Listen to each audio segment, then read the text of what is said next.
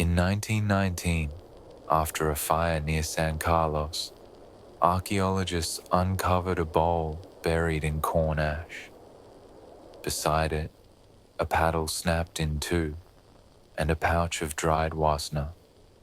On the wall, one word painted faintly, for when the long walk ends. It was never finished. What else was lost in silence?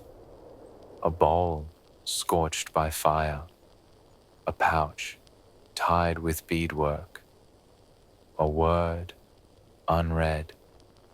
From the 1600s to the 1900s, tribes like the Hopi, Sioux, and Apache ate not just for survival, but for memory and ritual. When food was ceremony, what recipes were buried with them? Welcome to History's Ledger. Tonight, we do not walk only through meadows and kitchens. We step into the knowledge carried in pouches, stones, and memory, where food and poison lived side by side, and survival meant knowing which to choose. The people who ground corn, roasted agave, and boiled acorns also taught their children which flowers to leave untouched, which roots to rebury, which leaves meant silence instead of sustenance. This is a story written not just in recipes, but in warnings. A story of bowls scorched in ash, pouches tied with beadwork, ladles polished by years, and of plants whose sweetness deceived, whose beauty was a trap. So let us turn the page together. Let us follow the fragments, food that blessed, roots that killed, objects that endured, and listen to what they still whisper.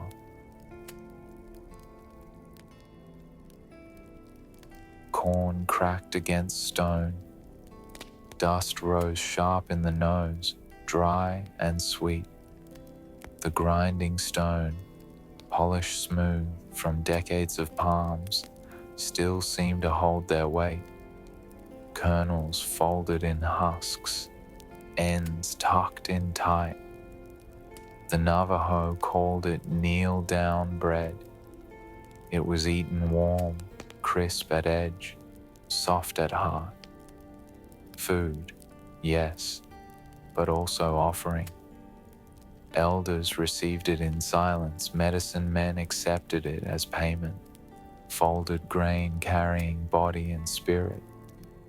Elsewhere, oak paddles stirred hominy in clay pots.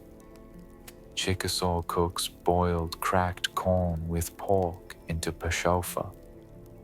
Paddles were relics as much as tools, polished by generations, handles darkened by oil and smoke, passed like a name. The soup was ladled after chants spoken over the sick, while outside, dancers stamped rhythm into earth. The flavor itself was part of the cure. The Hopi turned blue corn to ash and flour, spreading it thin over stones heated until they hummed. Peaky bread, delicate as pages from a book written in corn. Stones blackened from decades of batter, and palms were sacred for endurance, not ornament. The bread was faintly sweet, faintly bitter. Memory tasted the same. On the plains, buffalo dried in strips. Choke cherries pounded sharp. Fat poured in to bind all. Wasna, carried in pouches tied with beadwork, tucked into trunks, slung at belts. Warriors chewed it on hunts. Families saved it for winter. Dense, bitter, life-giving. These were recipes, but also ceremonies. And landscapes that fed also warned. White flowers on hollow stems grew in marsh edges. Water hemlock its oil gleaming when snapped. Just one root could convulse the body within minutes. Elders pointed to chambered stems, purple streaks, saying, "Remember this. It looks like food. It is not." Across meadows, Karma's bulbs swelled under blue blooms, roasted for days until sweet as honey. But among them grew death Karmas, white-flowered, nearly identical bulbs that killed if mistaken. Tribes marked fields with stones, taught each child to trace the bloom cycles, sorting and rechecking bulbs, as ritual as cooking. On high slopes, false hellebor's broad leaves unfurled, beautiful, deceptive. One root, boiled, could end a family. Some carried it in ritual, but never into kitchens. And in desert twilight, datura blossoms opened wide. White trumpets, fragrant, glowing under moonlight. Sacred to some, feared by most. Seeds that could fell an adult. A plant respected and avoided. Food and poison were never separate. To stir pashofa was also to know which root to rebury. To grind corn was to know which seed pod not to touch. To prepare wasna was also to remember berries that bound death. Objects bore this memory, paddles darkened by fire, stones blackened by palms, beaded pouches of dried meat and fruit, bowls polished by years. Their beauty lay not in glitter, but endurance. Some remain, a paddle cracked in two, a pouch tied with beadwork, a bowl scorched by fire. Not recipes, fragments. Fragments that whisper of meals, offerings, survival, and warnings left unfinished. The smell of ash lingers. The taste of corn folded in husks recalls blessing. The feel of stone worn smooth remembers hands now gone. What endures longer? The bread folded like knees, the peaky folded like pages, or the warnings buried with roots never eaten? In spring, meadows turned blue with camas blossoms. To walk among them was to walk through food itself, bulbs swelling sweet beneath the soil, hidden until dug. The blooms were a calendar.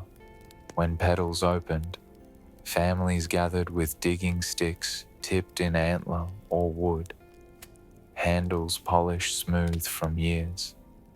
Cedar and willow baskets filled with bulbs pulled carefully from earth, shaken of dirt, set aside. The harvest was communal, the feast seasonal. Days, the scent rising heavy as honey. Lifted at last, camas tasted soft, almost pear-like, sugars drawn out by fire. It was a feast of meadow and time, but among the blue grew white, death camas, its bulbs nearly identical. Confusion could kill, so lessons were fixed early. Elders marked fields with stones. Children were taught. Blue was life, white was danger. Stories repeated how mistakes sickened families who dug too quickly. A ritual of caution stood beside the cooking itself. Bulbs were sorted again by hand, checked twice before eating. Camas feasts were ceremony. Smoke rose from pits, songs lifted, laughter rolled. The meadow became gathering and kinship as much as food. And always, death camas grew nearby, pale as bone, silent beneath the same soil. So the meadow was never one thing, it carried two faces, roots that fed and roots that ended, both dug from the same earth, both teaching memory and restraint. When pits were opened and bulbs shared hand to hand, sweetness lingered, but so did the warning beneath the soil, waiting for the wrong hunger, the wrong hand, the wrong season. The sound came first, a root lifted from stream bank mud, snapping hollow inside. To the untrained eye, it looked like parsnip or carrot, food waiting. The scent was sweet, too sweet. This was water hemlock, later called the most violently toxic plant in North America. Government bulletins in the 1890s described settlers and livestock struck within minutes. Herds convulsed and fell. Tribes had known long before. Elders pressed the plant into children's hands, made them smell its sweetness, showed the purple streaks on its stalk. They snapped the root to reveal its oily chambers. Each sense was a lesson, each lesson survival. A Dakota story tells of spring 1862, when a family mistook it for wild carrot. They boiled it into broth. Convulsions came before dawn. Their names are gone. The warning remained. Refinement lay not in ornament but in care. Cedar baskets lined with leaves separated safe roots from dangerous. Fire-blackened mortars ground only what was certain. Carved spoons wrapped in leather stirred broths, but never of hemlock. By still water, willows bent, white flowers lifted like lace. Beauty was the trap. Knowledge was the shield. And even now, if you kneel by a slow stream and smell sweetness rising from roots in mud, you face the same choice, to trust it or to remember. Leaves folded, stacked like steps. One taste would end us, so elders warned.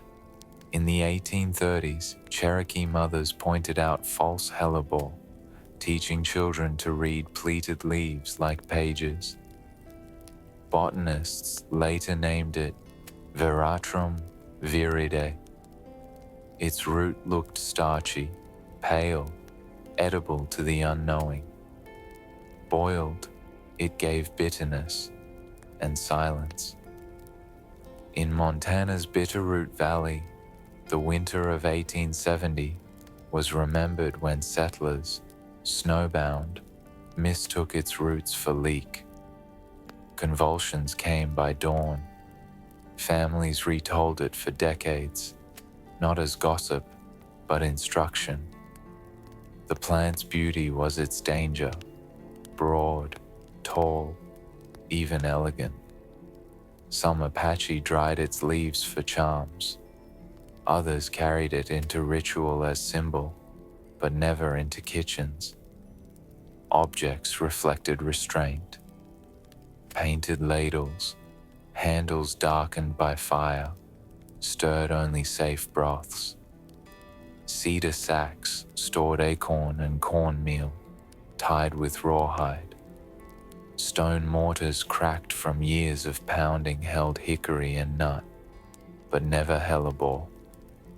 Refinement lay in refusal. By 1915, university collections pressed its pale blossoms flat, labels neat in Latin.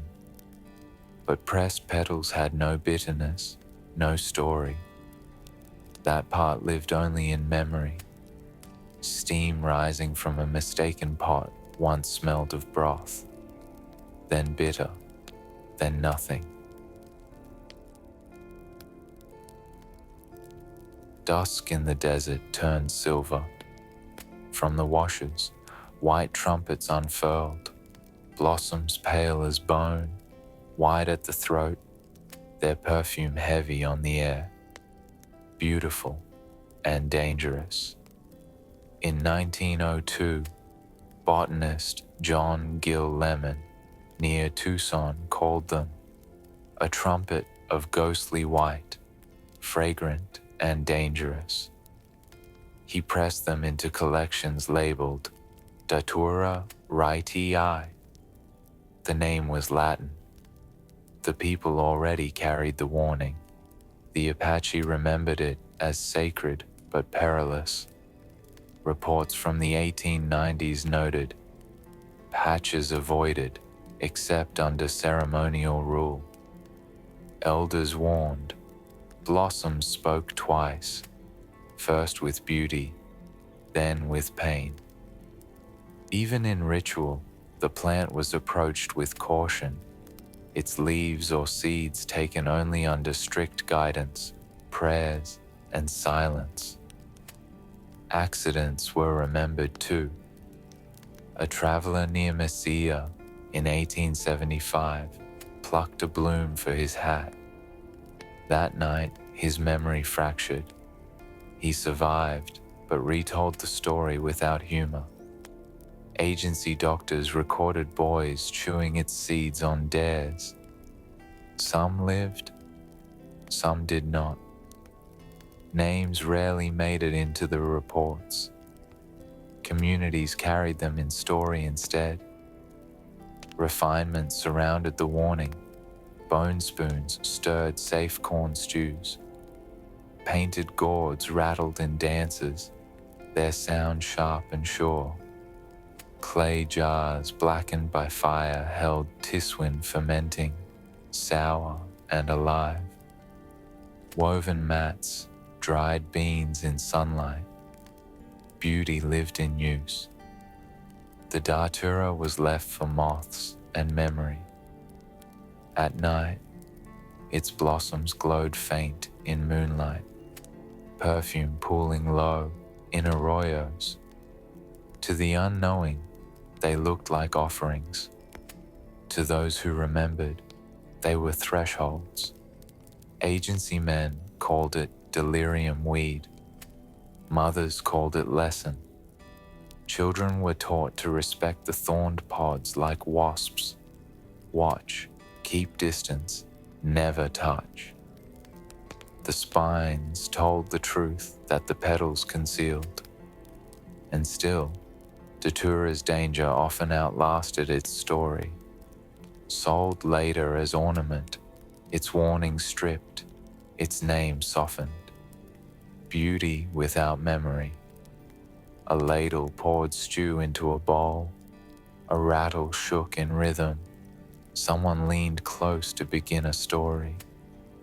Outside, another trumpet opened. White, wide, too sweet. The shell cracked like bone, one stone against another, sharp sound carrying through autumn groves. Acorns split open, pale meat exposed, bitter even before it touched the tongue. Spanish records from the 1760s at California missions described women washing ground acorns in running water. The friars thought it superstition. They did not taste the tannin. They did not feel mouths dry and stomachs seize. By the 1850s, surveyors mapped Miwok and Yurok oak groves. Smoke rose from controlled fires, underbrush cleared, oaks left standing like tended orchards. Groves were gardens, not wilderness. Gathering was communal. Families carried baskets of cedar and willow. Children shook branches until nuts rained down, rolling across mats. Ground soon filled with cracking shells and laughter. But the gift carried danger. Raw acorns held poison, so nuts were ground into flour and leached. Cold water poured over stone, through sand pits, over mats. Hours passed, sometimes days. At first the smell was metallic, sharp. Later it softened, nutty, safe. Only then was it food. The Yurok said, "The water must run until the smell is gone." Children learn to breathe close, trusting scent more than sight. Smell before taste. From the flour came mush, bread, soup. The Luiseno boiled it with hot stones dropped into baskets. The Miwok baked cakes against coals. The Pomo dried it for storage. The root was the same, patience. Refinement lived in tools, cedar scoops carved with care, grinding stones polished by thousands of hands, woven mats stained from years of flour, wooden ladles hollowed and smoothed by lips. Nothing glittered, everything endured. Mystery clings to the first lesson. Who discovered tannins could be washed away? How many lives lost to impatience before the process was fixed? One Miwok story recalled an early frost in the 1820s when families rushed. Children grew sick. They lived, but the lesson was retold every autumn. Wait. Groves smelled of smoke and nut. Steam rose from baskets. The taste of mush was plain, almost bland, but it warmed and filled. Comfort itself was a feast. Archaeologists later uncovered cache pits lined with bark, acorns buried for winter, tannins still present a century later. Time preserved bitterness along with memory. By the 1900s, botanists called acorn mosh flat. They missed its meaning. Comfort was flavor enough after hunger. The oaks still stand, acorns still fall, shells still crack underfoot. To some, only nuts. To those who remember, patience itself was the food. We gathered what the trees gave us, let it dry, then broke it until it gave us its milk. So a grandmother's voice was remembered in Cherokee country, long before surveyors in 1835 mapped the homeland and called the groves nutlands. They did not know that the sound of cracking shells was also the sound of memory. Autumn filled the Appalachian foothills with hickory nuts. Children ran with reed baskets, laughter chasing them. Women spread nuts on bark mats to dry in cool air. Leaf smoke drifted over groves. Then came the breaking. Stones struck stones in sharp rhythm. Shells split, fragments scattered. Inside, kernels clung oily to fingers. Granite mortars, blackened at the base from years of fires nearby, received the pounding. Pestles rose and fell steady until paste formed, thick with oil. The paste was shaped into dense brown balls, dropped into water, dissolving into sheen. Hickory milk. It became kanuchi, soup heavy and sustaining. often with hominy or cornbread, nutty, warm, thick enough to linger in the mouth. When removal came in the 1830s, families carried nutballs along the Trail of Tears. In 1838, survivors remembered dissolving them in streams when no other food endured. Mooney later recorded elders saying, "Canucci was food, but also memory. It was survival that walked with us." Objects told the story too. Wooden ladles painted with faint red lines lifted soup from stone pots. Bark baskets tied with sinew held cracked shells. Reed mats stained from years of drying spread in clearings. Mortars, surfaces worn smooth and deep, stood as ledges of centuries. Archaeologists later found mortars half buried in Tennessee, grooves still carved by pestles unused for 100 years. The stones held rhythm long after voices were gone. The groves carried tension too. A frost in the 1820s shriveled the harvest, soup thinned with prayer.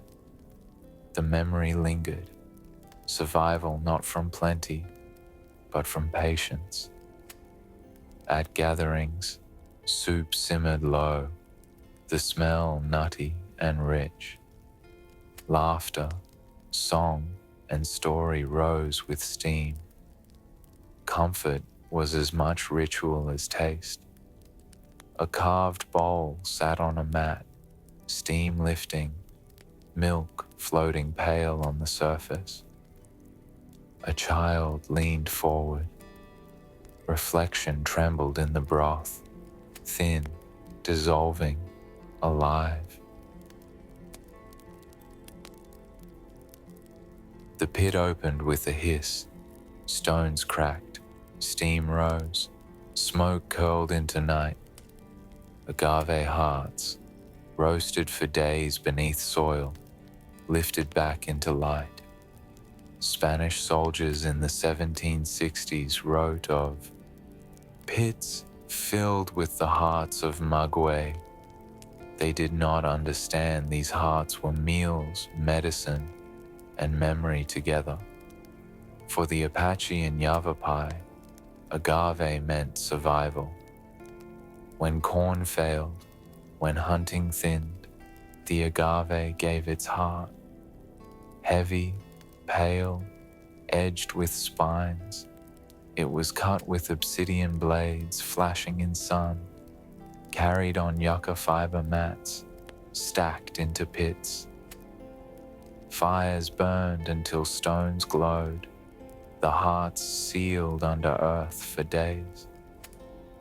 Pueblo roasting pits dating to before AD 1200 still hold blackened stones, soil stained with sugar.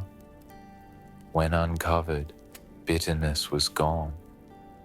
Fibers softened, sugars drawn out until the smell was like honey thickened in smoke. Children chewed strands, spitting fibers into coals, sweetness sticky on lips. The feast was patience itself. Refinement lived in the tools. Yucca baskets darkened with juice, reed mats stained with caramel, clay jars etched with deer-stored tiswin, corn and agave fermented, its foam rising slow. Painted ladles lifted it into bowls. These were fragile luxuries, sacred, not for decoration, but endurance. Agency reports from the 1870s called tiswin disorderly. Elders remembered differently. D'Arteste, who surrendered with Geronimo, called it a fire story told in 3 days. She spoke of rhythm, grind, roast, ferment, wait. But mistakes carried lessons. A heart pulled too soon stayed bitter, a ferment left too long soured. A careless hand carried spines for days. Patience was the true recipe. How many pits lie buried under modern soil, stones still black with sugar? How many recipes silenced when rations replaced roasting? The meadows after a feast smelled alive. Sweetness clung to mats and baskets. Even silence smelled of it, long after fires cooled. A heart cracked open, fibers glistened, strands chewed until only sweetness remained. Spit fibers hissed in coals.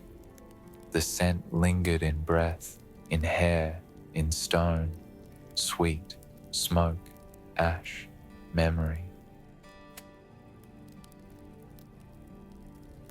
The child brought it home in a cedar basket, roots damp with soil. They smelled faintly sweet, like fresh carrot. The mother frowned, traced the hollow running through the length, saw purple streaks on the stalk, and dropped it into the fire without a word. Not every mistake was caught in time. Water hemlock grew where streams slowed in Minnesota, Montana, Dakota country. Its flowers were white, lace-like, its roots chambered, oil gleaming when snapped.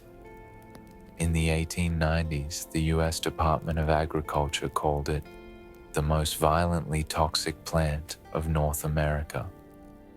Settlers recorded cattle struck within minutes, jaws locked, bodies convulsed. Tribes had long carried the warning. Dakota stories recalled spring 1862, when families mistook it for parsnip. The broth smelled sweet, but convulsions came before dawn. Names vanished, but the story endured. Elders pressed it into children's palms and said, "Smell, too sweet." They showed the hollow snap, the purple veins. "Listen," they said. Each sense is a test. Each test keeps you alive. Refinement lay in tools of care. Cedar baskets lined with leaves held safe roots. Fire-blackened mortars ground only certain foods. Carved spoons wrapped in leather stirred safe broths. Willow mats caught rejects, roots clattering hollow before being tossed to flames. Survival itself became ornament. The meadow looked calm, willows bent, white flowers lifted, beauty disguising danger. Agency records from the 1880s listed settler poisonings as case numbers. Communities told fuller stories. The smell, the crack, the silence afterward. Mystery lingers in absences. How many mistakes left no record, buried without name? Was it hunger that killed, or forgetting? At spring feasts, safe broth simmered with venison and onion. Its steam was clean. But if the wrong root slipped in, sweetness turned sharp, metallic, filling the air. Children were taught to pause at the pot. A nose could save where the tongue could not. By 1901, along the Musselshell River, a boy asked if roots were carrots. His grandmother snapped one, oil flashing in the light. "Ask your nose, ask your ears," she said. He never forgot the crack or the scent too sweet. Even now, white flowers catch light above streams. Roots gleam hollow in mud. To some, they look harmless. To those who remember, they look like silence waiting. A pot simmered in winter. The smell rose sweet, too sweet. A spoon lifted. It was a fire that lasted 3 days. So D'Arteste remembered, one of the Apache women who surrendered with Geronimo in 1886. She spoke not of battle, but of Tiswin, the slow-making drink of corn and patience. Corn was ground fine, almost dust. Fires built until stones cracked with heat. Clay jars boiled, mash stirred with reed spoons until sweet, then bitter. Jars cooled in shade, left to hiss and bubble. By the 3rd day, the drink was sharp, sour, alive on the tongue. Tiswin had been brewed for centuries. Pueblo pits blackened before 1200 still hold traces of corn and agave. What endured was rhythm, grind, boil, wait, taste. Objects carried refinement. Clay jars etched with rain lines. Horn ladles polished smooth. Reed strainers woven tight, blackened by years. Obsidian knives flashing in sun as they cut cobs from stalks. Fragile luxuries, sacred not in ornament, but in endurance. Anthropologists in the 1870s noted its sour sweetness. Agency records later listed corn for bread, meal, Tiswin. Outsiders wrote in ink. The people carried rhythm and story, jars breathing foam, bowls passed in circle, rules to wait until morning. Tension followed. Soldiers called Tiswin drunken disorder. Elders dismissed this. They said Tiswin was closer to food than spirits. Warmth, not chaos. The accusations were misunderstandings or excuses. The scent of fermentation was earthy, alive. The sound faint, bubbles bursting. Touch the jar, still warm from fire. Taste it, sour, sharp, lingering. Memory lived in blackened jars and ladles repaired with sinew.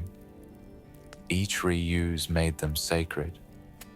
One clay jar survives in a museum, its shoulder etched with deer and stars. Who pressed those lines? Who drank from its rim? No record answers. The vessel breathes memory, even in silence. What endures longer, the sour taste or the jar's etched stars? The laughter around fires or the blackened clay that still holds breath? If this story lingered with you, tell me in the comments. What detail carried the strongest memory? And don't forget to like this video and subscribe, so the next fire story is waiting for you when we open the ledger again. The pot boiled slow, smoke curling from the fire beneath. A root had been lifted at dusk, pale and heavy, mistaken for leek. Hunger pressed too close. By nightfall, broth was ladled out. At first, the smell was sweet, then bitter. In Montana's Bitterroot Valley, 1870, newspapers told of snowbound settlers who dug false hellebore. They wrote of fatal confusion with leek. Convulsions came before dawn. Families carried the story as warning, not gossip. False hellebore grew in mountain meadows and stream sides, pleated leaves, stacked like steps, roots pale, starchy, deceptively edible. Boiled, they released alkaloids that stiffened muscles and slowed breath. Mothers told children, green that folds is green that ends. Inside lodges, steam thickened, metallic. Children coughed, adults pressed forward. Taste came sharp, wrong, too late. Objects around the fire carried refinement. Bark baskets lined with safe roots. A cedar ladle carved with grooves. Faint red paint darkened with age. Clay bowls etched with deer, waiting for nourishing stew. Reed mats stained from drying onions. Tools made sacred by use, but powerless against the wrong root. Agency records in the 1880s listed 3 cases of fatal misuse. Numbers on paper. Communities retold them with detail. The look of leaves, the smell of steam, the cough in a child's throat. The 5 senses were the true ledger. Eyes marked pleated green. Fingers felt heavy roots. Ears heard the hollow snap. Nose caught metallic sweetness. Tongue recoiled when it was too late. Questions linger like smoke. How many names erased into fatal cases? Was it hunger or haste that killed? The pot hissed.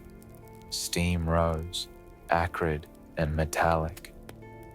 The smell clung to hair and cloth, sharper than memory itself. They lifted it from the soil with both hands. Clay cracked at the rim, lid fused tight. A vessel pulled from ash, its surface blackened but intact. Along the side, faint thumbprints pressed smooth centuries before. Inside, maize had hardened. Not flour, not meal, but a dense ball wrapped in bark, scratched with markings no one has read. Surveyors in New Mexico camps of the 1880s wrote simply, clay jars unopened, contents unrecorded. Decades later, archaeologists uncovered them again, hardened maize inside, still nameless. The smell lingered faintly, smoke, dust, ash. Clay remembered what it once held. Refinement lived in the making.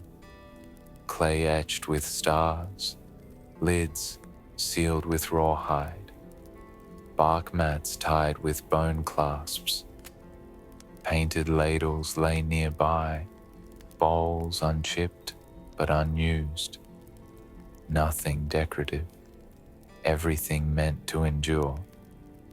Mystery clung heavier than scent. Who sealed it? Was it an offering, a ration, a memory for someone who never returned? A pot is not sealed without intent. Its silence was deliberate. After the San Carlos fire of 1919, another pit revealed a scorched bowl, a broken paddle, a pouch tied with beadwork. Painted words on the wall read, "For when the long walk ends." The maize ball feels the same, a fragment, a ledger half written. Touching the vessel was to touch its maker's hand across time. The maize inside fossilized into memory. The bark markings still wait for someone to understand. Questions remain. Were these recipes preserved? Warnings sealed away? Food waiting for return? Or memory stored to keep silence alive? The pot sat cool in shadow, blackened surface holding a thumbprint still clear, a fragment of intent, waiting. Acorn mush is flat but comforting, like memory softened with heat. So wrote Charles F. Saunders in 1910, a botanist passing through California. He noted the smell, but not the meaning. For him, curiosity. For the people, survival bound with memory. Outsiders often captured the shape, not the spirit. James Mooney, recording Cherokee life in the 1890s, described Canucci, hickory nut soup, like chemistry, cracked, pounded, strained. He missed the rhythm of stone striking, the smell of oil rising, the painted bowls passed hand to hand. He wrote the process. He left the ceremony silent. The USDA Poisonous Plant Station, beginning its work in the early 1900s, filed bulletins on water hemlock, false hellebore, datura. They spoke of fatal convulsions and toxicology. They did not capture warnings told to children: smell the root, break the stalk, watch the veins. Paper named poison, people named memory. Objects held what records ignored, stone mortars polished by decades of hands, reed baskets creaking with corn, wooden ladles inlaid with bone, handles smooth from lips, pouches embroidered in quill work, initials no ledger carried, gourds painted in faint red bands, rattling rhythm into dances. Fragile luxuries, survival made beautiful. The senses remembered what paper forgot. The smell of flour washed clean, the crack of a root pulled hollow, the taste of bitterness too late, the glow of datura trumpets at dusk. Each sense a page in the true ledger.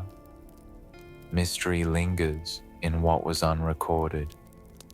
How many recipes never spoken aloud? How many warnings dismissed as superstition? The margins of books are wide with silence. Saunders wrote, flat but comforting. Comfort was not taste alone, it was patience. Women washing bitterness for hours, children learning to wait, bowls carved and handed down. He missed all of it. A herbarium pressed false hellebore blossoms flat, labeled in Latin. The dried petals sit in cabinets, but they do not carry the bitter smell or the winter when a family boiled the root by mistake. The meadow remembers. In 1907, Kroeber asked a Yurok elder to describe acorn mush. The elder lifted a ladle, poured it back into the bowl, and said nothing. The sound of it falling was the only answer. Questions remain. Did outsiders not hear or not listen? What else hides in the margins? Unwritten, unspoken. A gourd rattle shook once, a ladle lifted, steam curled, a voice began. At dawn, the water was glass. A lake in northern country reflected sky and trees. doubling everything on its surface. Food and poison alike lived in that mirror. Ojibwe families in Minnesota and Wisconsin harvested wild rice from canoes. Birch bark hulls slid silently through stalks, cedar paddles polished from use. Men and women bent rice with forked sticks, seeds raining into canoes like soft showers. The smell of green rice was grassy, sharp. Along the same waters grew water hemlock, white flowers lifted like lace, roots hollow and oiled. In 1887, Montana territorial records listed livestock deaths from cicuda. Officials filed complaints. Families already knew the memory, beauty that killed. The lake reflected both, grain that nourished, roots that ended, side by side. Rice was roasted in baskets over coals, the smell nutty and deep. Paddles stirred to keep seeds from burning. Stone mortars pounded them loose, rhythm carrying into night. Clay bowls painted with deer and stars held the finished rice, steaming, earthy, sustaining. Stories reminded children of the other plants, a root too hollow, a scent too sweet, white flowers too much like lace. Tales told of families sickened when roots were gathered with rice. Whether true or not, the warning held. Objects carried both beauty and caution. Reed mats stretched wide for drying, cedar paddles darkened by hands, baskets lined with birch bark, seams stitched in spruce, ladles inlaid with bone-lifting rice to mouths, fragile luxuries of care. John Torrey, mid-19th century botanist, catalogued hellebore in Latin, noting its deceptive roots. Books preserved shapes. People preserved consequence. The lake mirrored both truths, canoes gliding, rice bending, white lace blossoms glowing. Reflection showed beauty. Knowledge taught survival. Questions linger. How many warnings were lost when stories stopped being told? How many mirrors look harmless until tasted? The ink blotched as the doctor wrote. Convulsions, rapid death, mistaken for parsnip. The year was 1894, San Carlos Agency. For Washington, it was a case number. For a family, it was silence before dawn. Roots were always lessons in disguise. Pale, heavy, promising food where none was safe. Some were harmless, some fatal. To the eye, they looked alike. To the stomach, the difference was everything. In 1862, Dakota families dug for food in frozen soil. Some lifted wild carrot, others lifted water hemlock. Broth simmered, smelling sweet. Convulsions came before morning. No record named them, only the story retold. By the 1880s, agency reports listed fatal accidents from root misuse. Words cold, truths bitter. Steam from the wrong pot smelled metallic, acrid. Children coughed when it filled the lodge. Adults ate anyway, hunger pressing harder than fear. Objects carried survival's fragile beauty. A cedar strainer woven tight, a maple spoon inlaid with bone, grooves darkened by years of lips, quilled pouches hanging from rafters, seeds wrapped in bark, painted ladles faded but still lifting, not trinkets, tools that kept meaning intact. The USDA poisonous plant research station in the 1890s called cicuta and veratrum, deadly within minutes. They pressed samples flat, gave Latin names. They did not record mothers pausing at the smell, children coughing, silence falling. Paper named poison. People remembered warning. James Mooney wrote of mothers pointing to hellebor's pleated leaves. Green that folds is green that ends. He kept the phrase. He missed the bitterness of steam rising in winters when mistakes were made. The five senses were the real ledger. Eyes saw purple streaks. Fingers felt oil slick. Ears caught the hollow snap. Nose warned of sweetness too sharp. Tongue recoiled too late. How many mistakes vanished into unmarked graves? How many stories stripped into fatal poisoning lines in agency files? Was hunger the poison, or forgetting? The lodge filled with steam, bitter, acrid, metallic.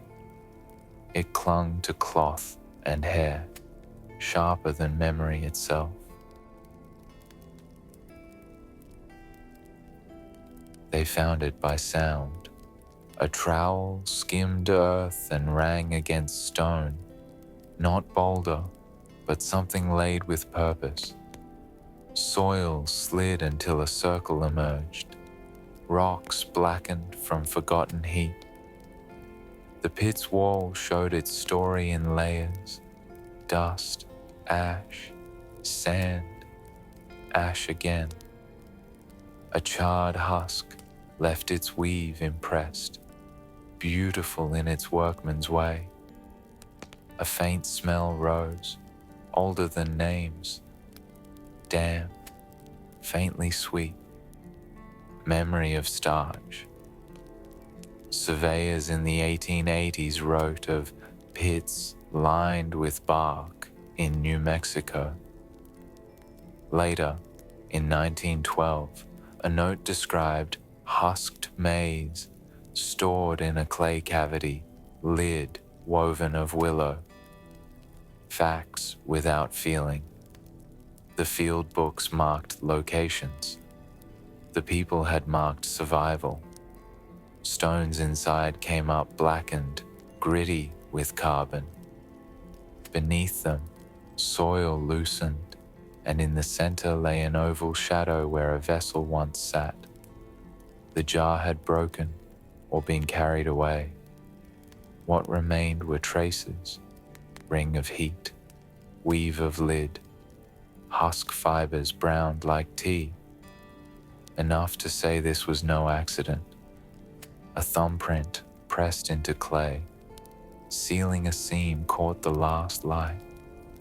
Across the southwest, Pueblo roasting pits told the same rhythm. Stones singing with heat, food wrapped, buried, unearthed, sweetened.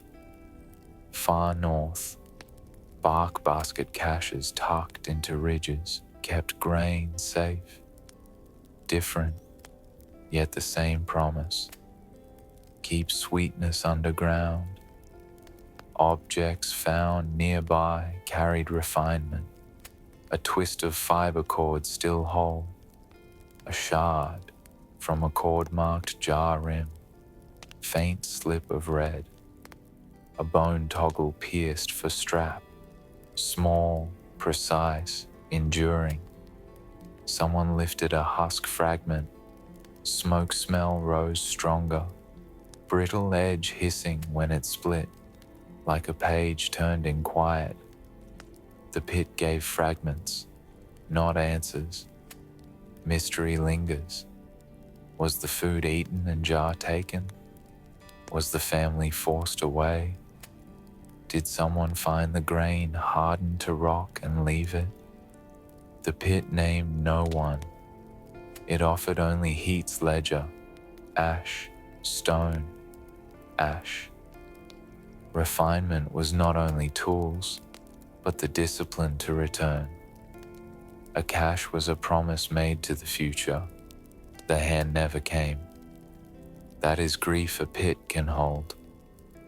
Later, grids in county ledgers marked stone rings, blackened near the bend. Lines of ink missed the smell, the cool earth, the way a thumbprint gleamed and vanished. 5 senses made the better record. Sight of ash lines, sound of trowels ring, touch of grit under nails, smell of smoke opening from soil, taste imagine, caramel sweetness, memory dissolved on tongue. At dusk, a woven bark pad was lifted from the floor, its crisscross still clear. It once lined the bottom, kept grain dry, its edges dark with decades of pressure. A cache is a promise. This one waited too long. A pouch lay half in shadow, half in light. Beadwork caught the sun in pinpoints, blue, white, a thin run of red, like a river turned on its side. The hide was smoke-soft, the flap closed with a bone toggle polished smooth by hands. When lifted, it had weight, not heavy, enough. Beside it, an obsidian blade gleamed the way water gleams just before dusk.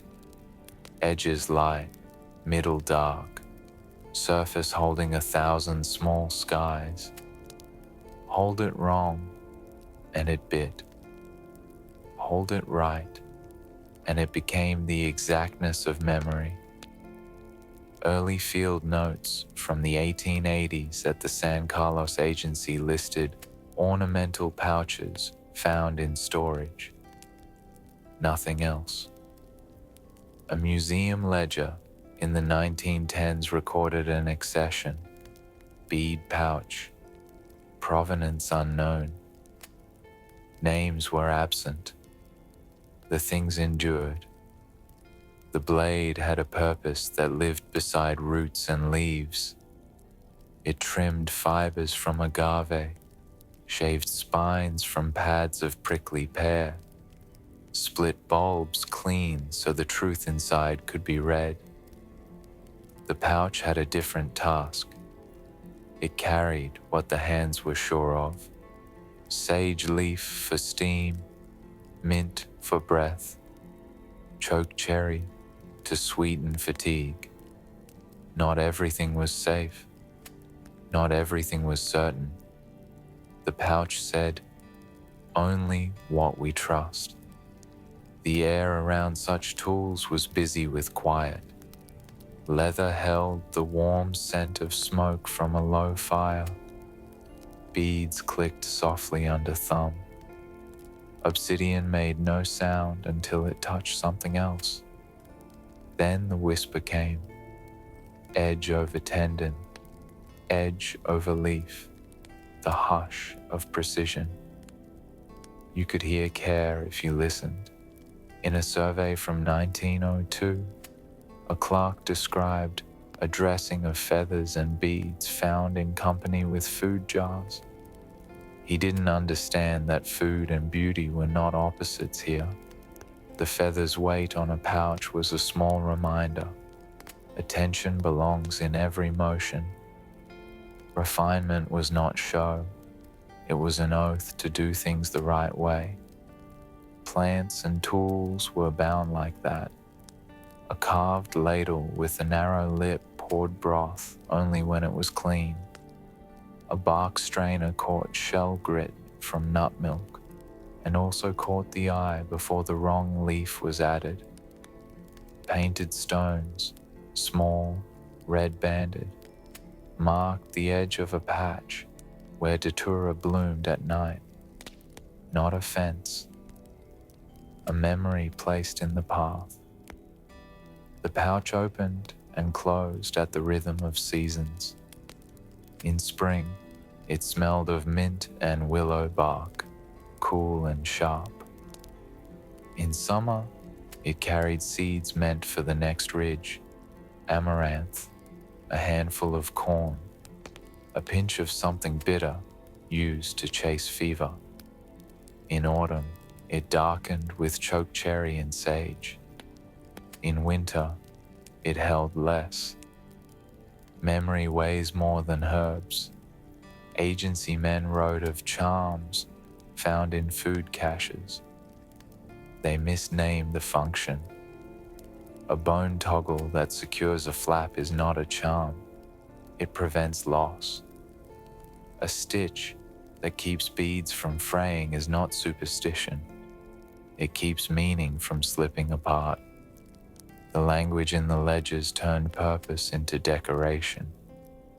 The families turned decoration back into purpose with use.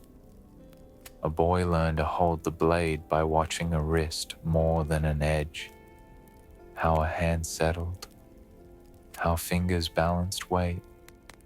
How the thumb stayed away from light. He learned to open the pouch with one finger, not two, to keep the flap from catching on the wind. He learned the smell of what should be inside and what should never be. A story sometimes began with an object set quietly in another's hand. No lecture, just wait. A pouch that carried nothing when the wrong season arrived. An empty blade laid across the top as a sign that the day belonged to talking, not cutting. Being told to wait is also a kind of feast. In the early 1900s, a museum card from Phoenix recorded obsidian point and beaded bag, Apache, gift. The card gave no home place, no valley, no family. Still, on the glass shelf, the blade threw a seam of light along its edge every time the gallery door opened. It would have cut as clean as the day it was flaked.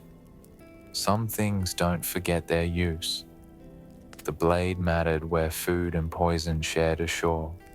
It shaved a sliver from a bowl to show faces hidden in dirt. It nicked a stem to prove hollow from solid. It kept hands safe by being exact. The pouch mattered afterward, what to add to a pot, what to keep in a cup, what to burn in steam. Between the two, the margin of error thinned. A cedar spoon with a small chip in its rim rested beside them, the kind of mark that can carry a year. That spoon had stirred broths of onion and venison, never hemlock. It had been rinsed in cold water until the wood smelled like creekstone. It knew the difference between bitter and clean without thinking. A question moved with the light across the ground. How many tools outlast the names that taught them? How many objects keep the promise longer than the mouths that spoke it? When the pouch closes and the blade goes dull, what remains? Wind touched the hide and lifted one beadline for a heartbeat. Obsidian held a thin blue sun along its edge. In the half shade, the pouch kept its shape. The toggle shone where fingers had polished it smooth. The beadwork glinted once, then went still. We kept the fire low so the words would rise. An old line remembered at San Carlos, written down badly in the 1890s as evening talks. The paper missed the point. The warmth wasn't for comfort alone, it was for memory. Jars blackened by smoke stood near the coals, their shoulders etched with rain lines and small deer. Foam slid once at the lip of a corn ferment and fell back, the faint hiss of breath in clay. A horn ladle lay across a reed mat, dyed with thin bands of yellow and red. Painted gourds hung by the doorway, their sound soft as seeds rolling when wind moved through. The room was ordinary and sacred. It was both because people were. Outside, a chill ran the arroyo. Inside, the air held layers, roasted grain, a sour sweet tang of ferment, the dry perfume of bark smoke. Moons earlier, roasting pits in Pueblo country, some dating to long before 1200, had baked agave hearts until sugar lived in the stones themselves. Here the lesson was similar: patience, heat, time. The words traveled farther than the food did. Bowls passed hand to hand. A carved spoon with a notch for the thumb fit each grip as if it knew the palm before it arrived. The first mouthful did not belong to the stomach. It belonged to the story that came with it, where the corn was planted, who cut the first stalk, how many days the fire had been kept, and who watched it when everyone else slept. Food and account were the same. You could not chew without listening. An officer's ledger at the agency once listed corn for bread, for meal, for tiswin. 3 entries in the same line. He wrote it flat, but the evenings gave each word its heat. Bread meant a hush over kneading. Meal meant the rattle of stones. Tiswin meant the jar by the hearth and the rule to wait until morning. Not a sip sooner. Even patience has ceremony. Some nights carried warning beneath the warmth. An elder would lift a dried stem and rub it between thumb and forefinger. Nothing more, to remind the young what hollow felt like. Another night, a handful of white blooms pressed in a gourd would be passed, safely dried, safely dead, just far enough for the scent to lift and vanish. Beauty, then restraint. The lesson took root without a scold. Every object in reach held refinement that had nothing to do with show. A reed mat taut as a drumhead after years of stretching. A jar whose surface shone not because it was polished, but because the same cloth wiped it clean, night after night. A ladle whose rim had been repaired with thin sinew and still poured without dripping. These were fragile luxuries, the kind you build by doing the same good thing, carefully, for a long time. Someone laughed. The fire answered with a crack. A child traced the deer on a jar's shoulder with the fingertip and asked if the lines meant rain coming. "They mean we remember rain," someone said, and lifted the gourd so the seeds rattled once. Memory, made audible. Far away, Charles F. Saunders had written in 1910 that mush made from acorn was flat but comforting. He wasn't wrong, exactly. He only left the room out of the sentence. The voices, the steam, the patience under the bland. Comfort is a taste, but it is also a history of waiting. A painted ladle dipped. The ferment bled a thin lace of bubbles and then went still. Clay in firelight looked like skin. The edges of everything softened as the hush returned, and a story came, brief, exact. A winter when someone boiled the wrong root and the air in the room turned metallic. A spring when the meadow flowered blue and the right bulbs fed a village for days. The account ended without flourish. The lid went on the jar. A reed mat was pulled closer to the coals. Outside, stars showed in narrow strips where the smoke flowed away. Inside, the long spoon tapped the rim of a bowl once and lay quiet. A boy leaned forward for a second helping, then paused, eyes on the older hands. He waited. The nod came. Not everything needs to be written to be kept. Not everything that is written is kept. Clay cooled.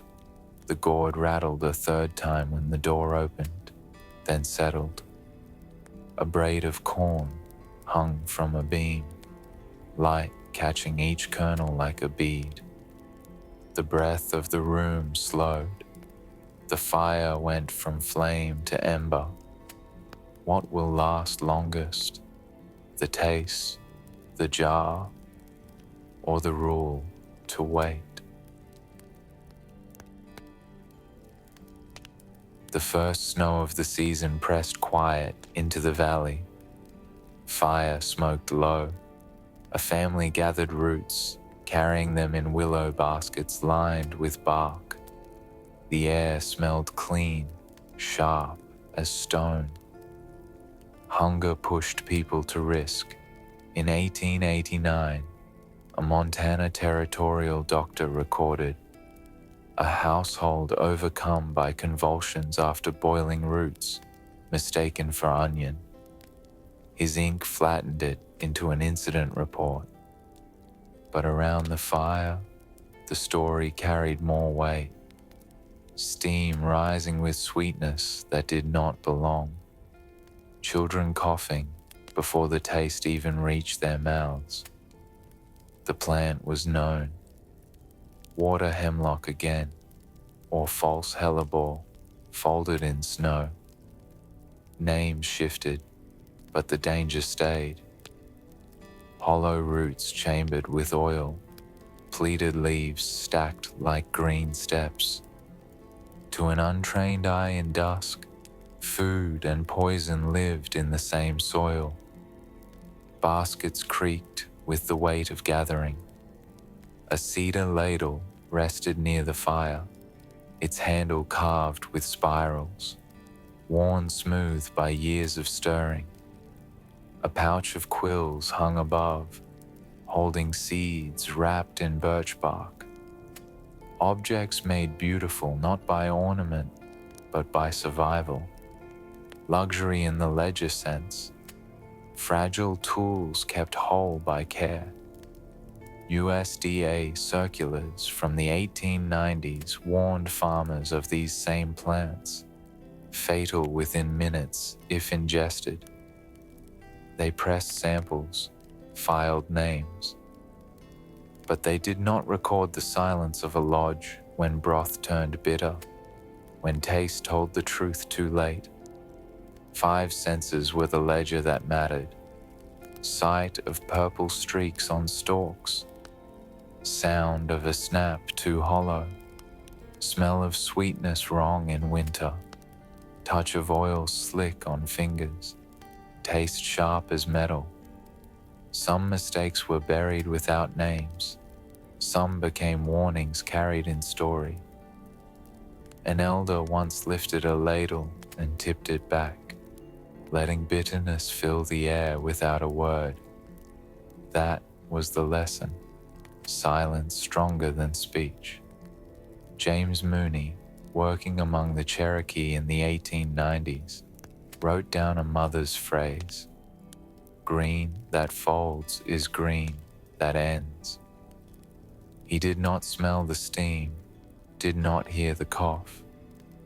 The books carried words, the people carried the senses. The fire cracked, steam rose, a spoon stirred, then stilled. The smell thickened, bitter in the throat. What lasts longer, the doctor's ledger, the agency's circular, or the memory of air that turns heavy with the wrong route?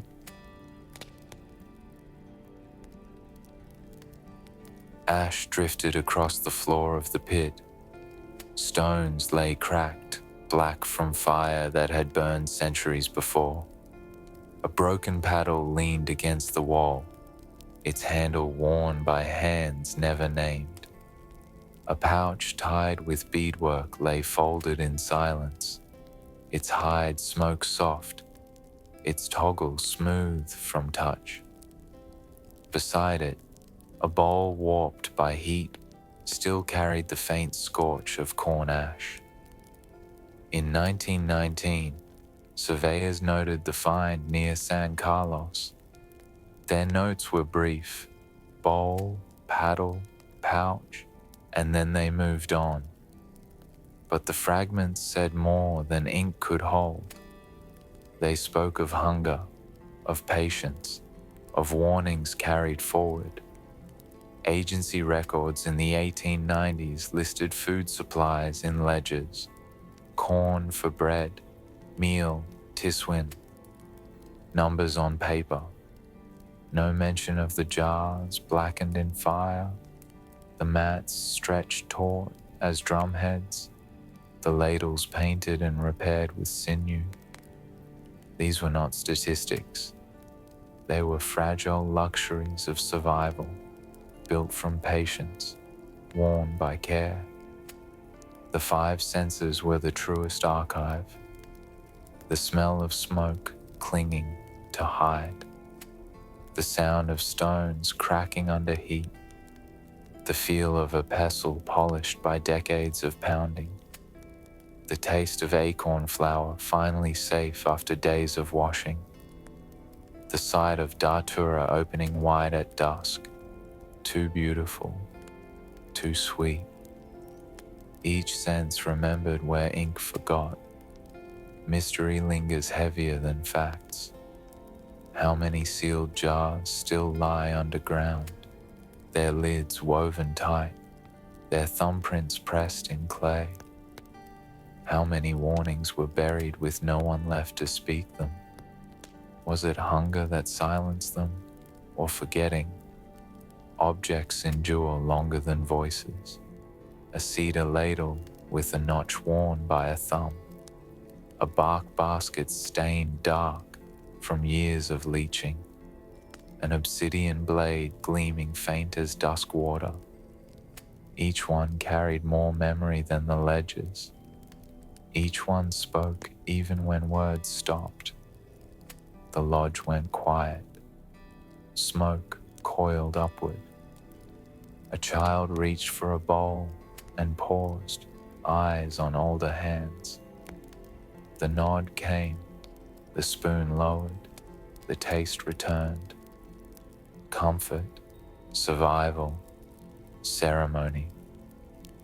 The fire has burned low, and the last traces of smoke drift into the night. We followed fragments, bowls scorched in ash, roots that deceived with sweetness, blossoms too beautiful to trust, and found that history survives not only in books, but in scents, sounds, and the objects hands leave behind. Every chapter is a reminder, some recipes nourished, others warned, and many names vanish between them. Yet the lessons remain, waiting for us to listen. If a fragment in this story stayed with you, the beadwork pouch, the bitter steam, the bowl blackened by fire, share it in the comments below. I'd love to know what detail lingered most. And if you'd like to keep walking with me through the silences history leaves behind, remember to like this story and subscribe so the next page of the ledger opens for you the moment it's ready. And beyond this story, another waits, a story not of food, but of the West itself, a story of what schools chose to silence. The page is waiting. Be sure to check out the next video, The Untold Story of the Wild West, Schools Hid